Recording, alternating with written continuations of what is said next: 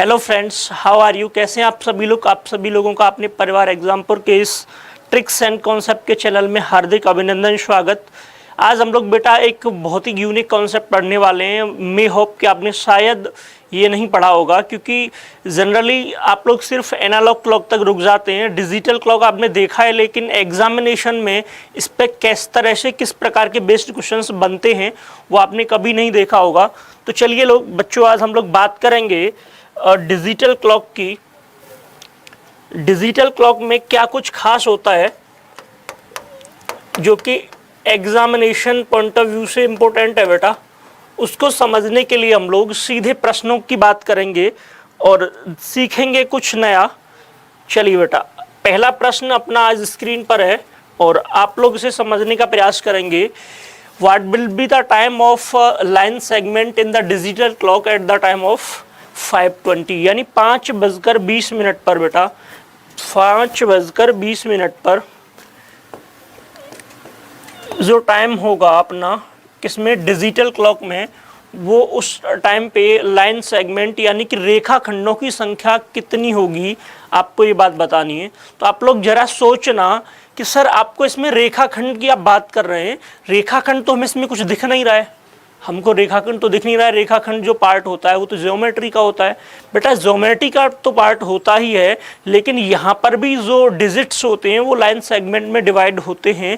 यहाँ पर हम क्या देखेंगे, जो 5:20 का टाइम होता है ना, वो डिजिटल क्लॉक में किस तरह से लिखा होता है। तो आप लोग जरा ध्यान से देखना, हम लोग 5:20 को यानी 5:20 को कैसे लिखते हैं। सर हम लोग शून्य जो बना होता है उसमें कुछ इस तरह से होता है, उसके बाद 5 का जो डिजिट होता है वो इस तरह से बना होता है, 2 जो है वो इस तरह से बना होता है और 0 जो है वो इस तरह से बना होता है। तो आप लोग देख पा रहे हैं कि यहाँ पर जो टाइम लिखा है ना बेटा, ये जो टाइम लिखा है इसमें ये जो पार्ट्स आपको नज़र आ रहे हैं यही सेगमेंट हैं, यही लाइन सेगमेंट है बेटा, जो कि सेगमेंट्स के रूप में टाइम को लिखने में डिवाइड किया गया है। इन्हीं को काउंट करके आपको बताना होता है। तो पहले प्रश्न में आपसे पूछा है 5:20 पर, तो आपको ऐसे लिखा मिलेगा, लेकिन आपको इसे समझने के लिए क्या करना होगा, सारे के सारे डिजिट्स आपको बनाने आने चाहिए। तो पहले हम लोग उसकी बात करते हैं और उसके तुरंत बाद हम लोग बेटा आगे बढ़ेंगे। चलिए, उसके तुरंत बाद हम लोग आगे बढ़ेंगे। मैं इसे थोड़ी देर के लिए छोटा कर लेता हूँ, ठीक है। देखो, अगर मैं आपसे बात करूँ डिजिट्स की, तो देखो जो 1 का डिजिट होता है बेटा वो ऐसे बना होता है, 2 जो है वो इस तरह से बना होता है, 3 जो है वो इस तरह से बना होता है, 4 जो है बेटा वो इस तरह से बना होता है, 5 जो है वो इस तरह से बना होता है,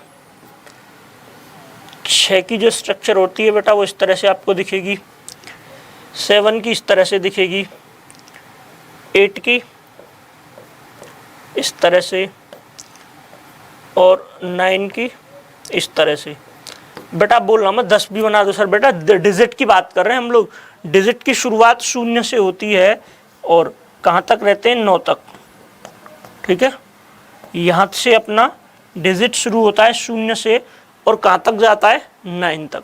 तो आपको ना ये वाला जो भी है ये नोट कर लेना है और इसकी आपको 1 से 2 बार प्रैक्टिस करनी है।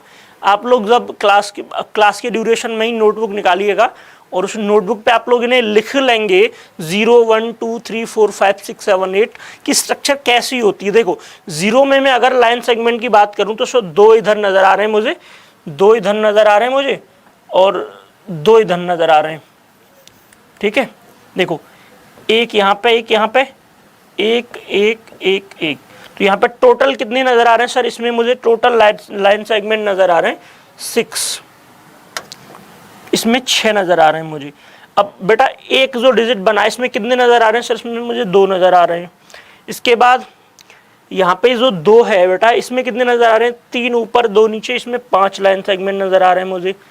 3 जो है इसमें कितने नजर आ रहे हैं, 2 ऊपर 3 नीचे, सर इसमें भी 5 नजर आ रहे हैं मुझे। 4 में कितने नजर आ रहे हैं, 4 में तो 4 ही नजर आ रहे हैं मुझे। 5 में तो 5 ही नजर आ रहे हैं मुझे, ठीक है। 6 में तो बेटा 6 ही नजर आ रहे हैं मुझे, 2 इधर और 4 इधर। 7 में तो 3 नजर आ रहे हैं मुझे। 8 8 में सर 3 ऊपर 3 नीचे, 1 बीच में 7 नज़र आ रहे हैं। सर 9 में तो मुझे 6 नज़र आ रहे हैं। अब आप लोग बताओ, क्या आपको जो टाइम दिया जाएगा वो 0 से लेकर 9 तक के डिजिट होंगे? कुछ भी टाइम दे ले, वो कोई फर्क नहीं पड़ता इस बात से कि उन्होंने क्या टाइम दिया है। इंपॉर्टेंट बात यह है कि जो डिजिट बनाए गए हैं आपको उनके फॉर्मेशन के बारे में जानकारी होनी चाहिए, that is the important point. ठीक है, और हमने सारे के सारे डिजिट किस तरह से बने होते हैं इस बात को बेसिकली यहाँ पे समझ लिया है। आप लोग इसका एक बार स्क्रीनशॉट ले लेंगे और मैं आपको सारे के सारे प्रश्न जो स्क्रीन पे आपको दिख रहे हैं सारे के सारे क्वेश्चंस का सॉल्यूशन बताऊंगा। चलो बेटा, आई होप आपने स्क्रीनशॉट ले लिया होगा। ध्यान से देखना पहला प्रश्न। ठीक है, चलो आप लोग मुझे एक बात बताना, सर आपसे टाइम पूछा है 5:20। क्या पूछा है? 5:20। देखो, हमेशा कोई भी सिंगल डिजिट विदाउट जीरो के नहीं लिखा मिलेगा, यहाँ पे याद रखना ये बात। अगर आपको सिंगल डिजिट को आपने विदाउट जीरो के लिख दिया तो बेटा इसका मतलब ये निकलता है कि आपको ये पता नहीं है कि डिजिट को कभी डिजिटल क्लॉक में सिंगल नहीं लिखा जाता। बात समझ आ रही है? आप छोटे जो बच्चे होते हैं उनकी डिजिट कभी घड़ी उतार लेना उनसे और देखना वहाँ पे कोई भी जो टाइम हो रहा होगा ना तो सिंगल डिजिट नहीं मिलेगा, वहाँ पे 0 उसके आगे अगर अवश्य लिखा मिलेगा अगर वो सिंगल डिजिट में है तो। अब यहाँ पे बोला है 5:20 बेटा, कितना? 5:20। तो पहले 0 बनाएंगे हम, उसके बाद 5, उसके बाद 5 के बाद देखो अब ये जो बीच में टाइम दिया है ना, ये जो बीच में टाइम दिया है जिसको हम लोग 0 आप जिसको समझते हो, ठीक है, इस वाले टाइम की बात कर रहा हूं, ये मिड में जो आया है अब बेटा ये लाइन सेगमेंट नहीं होता। ठीक है, ये लाइन सेगमेंट नहीं होता। इसके बाद लिखा है 2 और 0। ठीक है, अब आपसे पूछा है इसमें कितने लाइन सेगमेंट नजर आ रहे हैं बेटा? 0 में कितने नजर आ रहे थे हमको? सर 0 में तो हमको 6 नजर आ रहे थे, 0 में 6 नजर आ रहे थे।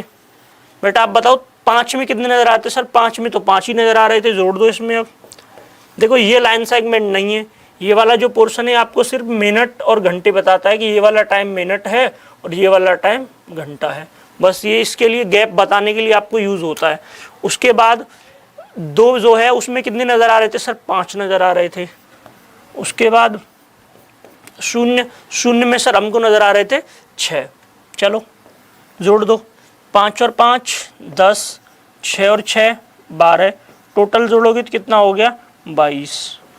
तो 5:20 पर बेटा लाइन सेगमेंटों की संख्या कितनी होगी? अपना आंसर हो जाएगा ऑप्शन नंबर डी 22। बोलो यहाँ तक बात समझ आई कि नहीं आई? सर यहाँ तक बात समझ आई कि नहीं आई? सर आ गई बात समझ में, आ गई। चलो तो बेटा इसके बाद हम लोग बढ़ते हैं आगे। अगला प्रश्न आपके सामने स्क्रीन पर है, आप लोग इस प्रश्न का जवाब देंगे। चलिए आप लोग इस प्रश्न का जवाब देंगे। प्रश्न संख्या 2 ऐसा ही है, एकदम सिमिलर। सभी लोग कमेंट करेंगे और आंसर देंगे। ठीक है भाई, चलो आंसर करो।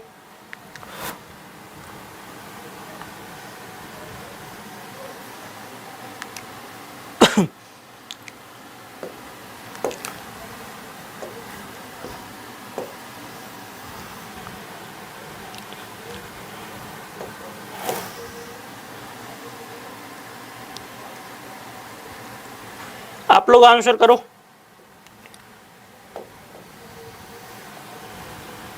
एक डिजिट में हम लोग छिपा देते हैं, कोई दिक्कत नहीं है, थोड़ा आपको दिख जाएगा। ठीक है,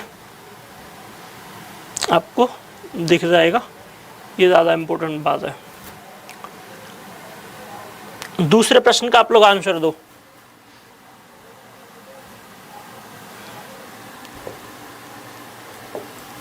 चलो भाई आप लोग दूसरे प्रश्न का आंसर दो।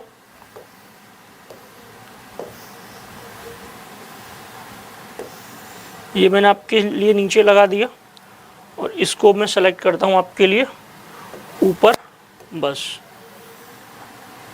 ठीक है भाई, अब आपको दिक्कत नहीं होगी। पूरी तरह से मैंने आपको हेल्प भी दे दी है। डिजिट इस तरह से बनते हैं, प्रश्न आपके सामने ये है, 1:02 पर डिजिटल क्लॉक में रेखाखंडों की संख्या क्या होगी। बेटा तो ध्यान से समझना क्या होगी।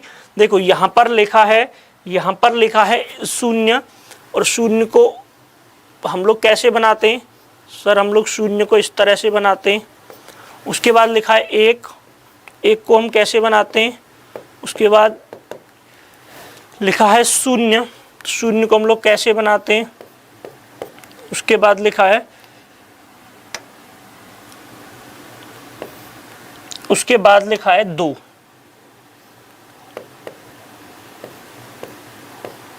ठीक है, अब आप लोग मुझे बताओ, एक में सर यहाँ पे डिजिट जो है वो सिंगल थे, इसलिए इनसे पहले 0 लगाया है, क्योंकि 1 से पहले भी 0 लगाएगा, 2 से भी पहले 0 लगेगा। अब आप लोग 1:02 को वैसे ही मत बना देना कि 1 और 2। तो 0 में बेटा कितने नजर आ रहे हैं तुमको सर, आप बोलोगे 0 में मुझे नजर आ रहे हैं 6, 0 में मुझे नजर आ रहे हैं 6। ठीक है, 0 में मुझको नजर आ रहे हैं 6, और 1 में नजर आ रहे हैं 2, फिर 0 में नजर आ रहे हैं 6, और 2 में नजर आ रहे हैं 5। चलो जोड़ दो, ये हो गया 8, ये हो गया 11, और 8 और 11 उठते हैं बेटा 19। तो दूसरे वाले प्रश्न का जो बिल्कुल सही जवाब हो जाएगा वो हो जाएगा 19 यानी 19। बोलो बात समझ आई कि नहीं आई सर? बिल्कुल समझ आई, बहुत अच्छे से समझ आई तो क्लास को शेयर और लाइक जरूर कर देना। ऑप्शन नंबर सी दूसरे वाले प्रश्न का आंसर हो जाएगा बेटा। अब आपको जवाब देना है प्रश्न संख्या 3 का। चलो प्रश्न संख्या 3 का जवाब आपको देना है, और मैं आपको प्रश्न बता देता हूं कि इसमें क्या करना है आप लोगों को। क्या करना है, इसमें बोला है कि डिजिटल क्लॉक में एक दिन में ऐसी स्थिति कुल कितनी बार आएगी कि जब सभी के सभी डिजिट आप लोगों को समान दिखेंगे। चलो भाई आप लोग बताना कि ऐसा कितनी बार आपको महसूस होगा कि जब पूरे डिजिट में 4 के चारों डिजिट क्लॉक के अंदर, सारे के सारे डिजिट क्लॉक के अंदर आपको समान दिखेंगे। इसका मतलब क्या निकलेगा भाई?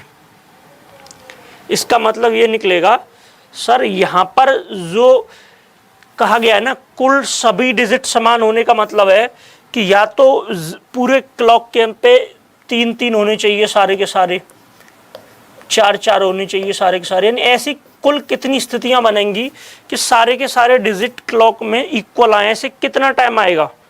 बात समझ आ रही? लेकिन ये टाइम आएगा नहीं जो मैंने आपको बताया है। ठीक है, चलो देखो ध्यान से समझना। शुरुआत करते हैं हम लोग 0 से, यानी 0 से। तो बताओ 0-0 जब चारों होती हैं बेटा, 4 बार जब 0-0 आती हैं तो ये टाइम क्या आता है डिजिटल क्लॉक में? सर आता है, इसको बोलते हैं हम लोग 24 बजे। क्या बोलते हैं बेटा? 24 बजे। दूसरा आपसे बोलो, अगर 1-1 के चारों में बना देता हूं तो 11:11 टाइम आता है सर? आता है 11:11 टाइम। ठीक है, दूसरा बेटा आपसे बोल दिया जाए कि 12 यानी 2-2 के अगर सारे डिजिट बना दे तो आपसे बोलेगा 22:22। सर ये भी टाइम होता है नाइट में, 22 को 10 बोलते हैं। ठीक है, अब आपसे बोल दिया जाए 3-3 के अगर चारों डिजिट, तो बेटा ये तो कोई टाइम होता ही नहीं है, क्योंकि 24 से ज़्यादा तो टाइम होता ही नहीं है। ठीक है, डिजिटल क्लॉक के अंदर, डिजिटल क्लॉक में 24 मैक्सिमम बजते हैं, 23:59 के बाद उसको 0-0 लिख देते हैं। बात समझ आई? तो सारे के सारे डिजिट कुल कितनी बार आपको इक्वल नजर आए? सर 0-0 नजर आया आपको एक बार, फिर 1-1 नजर आया आपको एक बार, फिर 2-2 नजर आया। केवल यही डिजिट आपको नजर आएंगे, इसके अलावा और डिजिट का जो टाइम होगा वो डिजिटल क्लॉक में टाइम होता ही नहीं है। इसलिए डिजिटल क्लॉक के अंदर एक दिन के अंदर कुल ऐसी 3 स्थितियां होंगी जब सारे के सारे डिजिट आपको एक जैसे दिखेंगे, इक्वल टाइम दिखेगा, ऐसा लगेगा सारे डिजिट एक जैसे ही। बात समझ आ रही है नहीं आ रही है? आई होप आपको ये बात समझ आई होगी। डिजिटल क्लॉक में आपसे सिर्फ इतना ही पूछा जा सकता है, इसके अलावा कोई और प्रश्न नहीं बनता। मुझे आशा ही नहीं बल्कि पूरा विश्वास है आपको जबरदस्त मजा आया होगा। हम लोग मिलेंगे फिर अगली क्लास में। अभी हमने बात की डिजिटल क्लॉक की, अगली क्लास में हम बात करेंगे एनालॉग पेंडुलम क्लॉक की। ये भी आपके लिए बहुत ज़बरदस्त होगी, इसलिए इस क्लास को लाइक और शेयर करते रहिएगा और अगली क्लास तक आप लोग इंतज़ार करिएगा। जय हिंद, जय एग्जामपुर, कर विजय एग्जामपुर।